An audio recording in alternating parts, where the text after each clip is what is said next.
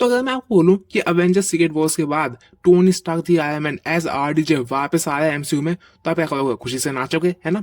क्योंकि भाई अपने मार्वल स्टूडियोज के ट्रिपल एजेंट केविन फाइज से जब एक रिपोर्टर ने सवाल पूछा लेटेस्ट कि क्या doctor Doom Avengers secret Wars के बाद वापस आएगा, मतलब वापस जिंदा रहेगा, तो केविन फाइज ने कहा काफी कैरेक्टर हैं जो अवेंजर्स सीक्रेट वॉर्स के बाद जिंदा रहेंगे, इंक्लूडिंग डॉक्टर डूम। अब आप सोच रहे होगे कि मैं डॉक्टर डूम की बात क्यों कर रहा हूँ, क्योंकि मैं तो शुरुआत टोनी स्टार्क से की थी, तो इसका बहुत बड़ा कनेक्शन है। इसके लिए हमें 2015 के अवेंजर्स सीक्रेट वॉर्स की मार्वल कॉमिक्स की एंडिंग में जाना होगा। अब जब डूम अपनी सारी पावर हार जाता है और सिर्फ एक इंसान बन जाता है, तो रीड रिचर्ड्स ने सारी पावर हासिल करके एक नया यूनिवर्स बनाया। लेकिन सारे हीरोज ने मिलकर डूम की गलती को माफ किया, क्योंकि अगर हम देखें, अगर डूम ने सारा बैटल वर्ल्ड नहीं बनाया होता तो कोई यूनिवर्स का फ्रैगमेंट बचता ही नहीं। तो उसने इनडायरेक्टली एक अच्छा काम भी किया है।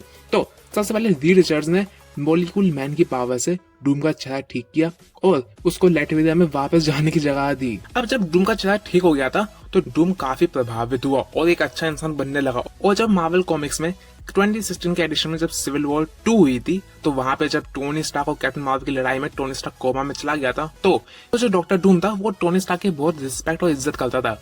और उसकी लेगेसी को आगे बढ़ाने के लिए जब तक टोनी वापस नहीं आता, वो बना सुपीरियर या फिर इनफेमस आयरन मैन। डूम ने अपना खुद का एक नया advanced grey and silver iron man suit design किया। उस सूट में उसने टोनी स्टार्क की टेक्नोलॉजी और अपना खुद का मैजिक दोनों मिक्स किया। उसने इस नए अवतार में खुद को इनफेमस आयरन मैन का। आयरन मैन बनने के बाद डूम ने कई तरीकों से बड़े विलेंस को हराया और शील्ड की मदद करने की कोशिश की। हालांकि जो सुपर हीरोज थे, human torch, fantastic four, Avengers, वो सब भरोसा नहीं करते थे। लेकिन हाँ, डूम ने दिखा दिया था कि वो अच्छा बनना चाहता है।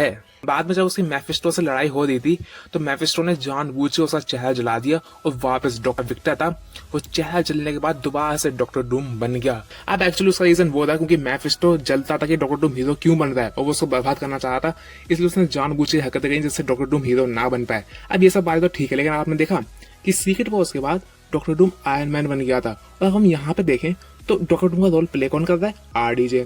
आयरन मैन का रोल कौन प्ले करता था? आरडीजे। तो अगर डॉक्टर डूम वापस आ रहा है और अगर शायद वो आयरन मैन बन जाए, तो आरडीजे इनडायरेक्टली भले दूसरा वेरिएंट है लेकिन वो आयरन मैन बनेंगे। अब अगर मैं बताऊं तो ये थ्योरी काफी वाइल्ड है, क्योंकि मेरे को नहीं लगता डॉक्टर डूम मरेगा, लेकिन डॉक्टर डूम दोबारा आयरन मैन बनेगा, इसके चांसेस 50-50 हैं। मार्वल इसको पुल ऑफ भी कर सकता है। इससे ये हुआ कि टोनी स्टार्क जो ओरिजिनल 616 था, उनकी लेगेसी भी बर्बाद नहीं होगी। जो डॉक्टर डूम वाला आरडीजे का वेरिएंट है वो आयरन मैन भी बन जाएगा। इससे क्या हुआ, हमें आयरन मैन देखने को ही मिल गया। और मतलब भाई लड्डू लड्डू है दोनों हाथों में।